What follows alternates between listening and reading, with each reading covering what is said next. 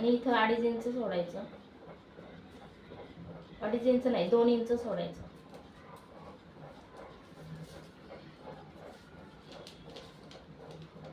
Tux 2 इंचाचा घ्यायचा. कपनुसार Tux घ्यायचा. इथून 1 इंच, इथून 1 इंच.